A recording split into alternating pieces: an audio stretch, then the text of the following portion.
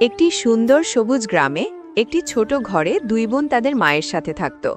বড় বোনের নাম রিমি, ছোট বোনের নাম মিমি। রিমি ছিল খুব অলস আর রাগী। সে সারা দিন বসে থাকত এবং অন্যদের ওপর কাজ চাপিয়ে দিত। কিন্তু মিমি ছিল খুব পরিশ্রমী ও দয়ালু। সে মাকে সব কাজে সাহায্য করত। একদিন মা বললেন, মেয়েরা, ঘরে খাবার নেই, বাজারে গিয়ে কিছু খাবার কিনে আনো। দুই বোন টাকা নিয়ে বাজারের পথে বের হলো। বাজারে যাওয়ার পথে একটি ছোট জঙ্গলের রাস্তা ছিল। হাঁটতে হাঁটতে তারা একটি বুড়ি মাকে দেখতে পেল। বুড়ি খুব ক্লান্ত হয়ে একটি গাছের নিচে বসেছিলেন। বুড়ি কাঁপা কণ্ঠে বললেন, মা, আমি অনেকক্ষণ ধরে না খেয়ে আছি, একটু খাবার দেবে? রিমি বিরক্ত হয়ে বলল, আমাদের নিজেরই খাবার কিনতে হবে, তোমাকে দেব কেন? কিন্তু মিমি দয়া ভরে বলল। দিদি, উনি তো খুব ক্ষুধার্ত।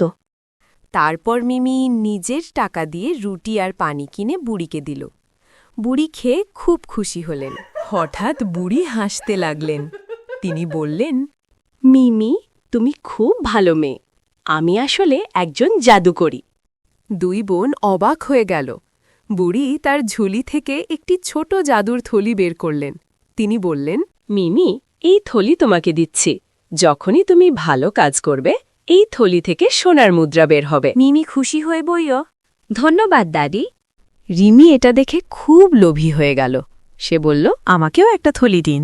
বুড়ি তাকে একটু দেখলেন এবং বললেন, ঠিক আছে, তুমিও একটা থলি পাবে। তিনি রিমিকে আরেকটি থলি দিলেন, কিন্তু বললেন, এই থলি তোমার কাজের ফল দেবে। রিমি খুশি হয়ে ভাবল, এতেও নিশ্চয়ই সোনা বের হবে। দুই বোন বাড়ি ফিরে সব কথা মাকে বলল। মা অবাক হয়ে বললেন, দেখি তো থলিতে কি আছে। মিমি থলিতে হাত দিল।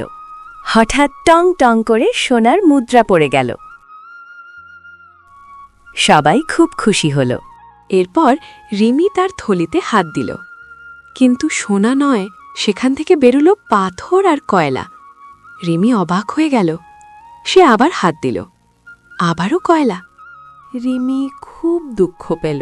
সে বুঝতে পারল তার খারাপ আচরণের জন্যেই এই ফল হয়েছে। সে মিমির কাছে গিয়ে বলল, বোন, আমি ভুল করেছি, আমি খুব স্বার্থপর ছিলাম। মিমি হাসি দিয়ে বলল, কোনো সমস্যা নেই দিদি, এখন থেকে আমরা দুজনেই ভালো কাজ করব। তারপর থেকে রিমিও মানুষের সাহায্য করতে শুরু করল। ধীরে ধীরে সে ভালো মানুষ হয়ে গেল।